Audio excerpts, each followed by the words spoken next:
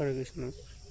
তো কেউ যদি ভুল করে উপলব্ধি করতে পারে আমি ভুল করেছি, ঠিক আছে, তাহলে ভালো। আর ভুল করে যদি আবার উপলব্ধি করেও আবার যদি ভুলই করে, ঠিক আছে, তো এটাকে ভুল সংশোধন বলে না, ঠিক আছে, আরও বাড়ে। তা আমরা দেখি পায় লোকে, ঠিক আছে, অপরাধ করছে, ক্ষমা চাচ্ছে, ঠিক আছে, ভগবানের সাথে প্রার্থনা করে না, হে ভগবান আমার যেন নেক্সটে আর কোনো অপরাধ এবং ভুল না করে। কিন্তু আমরা দেখি একটা অপরাধ করেছে আর একটা অপরাধের সাথে জড়িত আছে, আবার একটা অপরাধ করছে। তো এরকমভাবে আসলে কিছু কিছু মানুষের জীবন চলছে।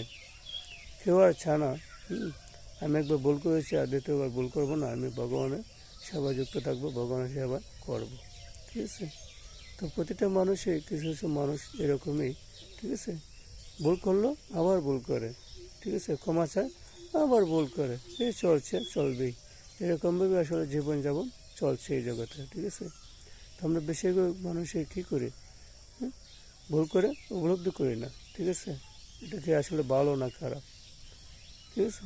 তো আমরা আসলে কিসের উপরে নির্ভরশীল হই, ঠিক আছে, মানুষের যা ঝামেলা নিয়ে আমরা নির্ভরশীল থাকি। আমরা যদি ভগবানের সেবায় যুক্ত থাকতাম, ঠিক আছে, বেশিরভাগ, ঠিক আছে, তাহলে কি আমরা যা ঝামেলা থাকতাম না, যা ঝামেলা আমরা নিয়ে ভাবতাম না। প্রতিটা মানুষই একটা মানুষের অন্য মানুষের নিয়ে কি সমালোচনা করে। এই সময়টা যদি আপনি ভগবানকে দেন, ঠিক আছে, তো আপনার সমালোচনা করার তো দরকার নেই। আপনাকে নিয়ে কে ভাবলো, কী করলো না করলো, এগুলো নিয়ে যদি আপনি ভাবেন তাহলে আপনার দিন চলবে না। তো আপনি যখন খেতে লাগবে আপনি খেতে হবে, ঠিক আছে। এর জন্য বললাম সবাই হরিনাম করেন, ভগবানকে ভালোবাসেন, হ্যাঁ, সমালোচনা থেকে দূরে থাকেন। রাধে রাধে।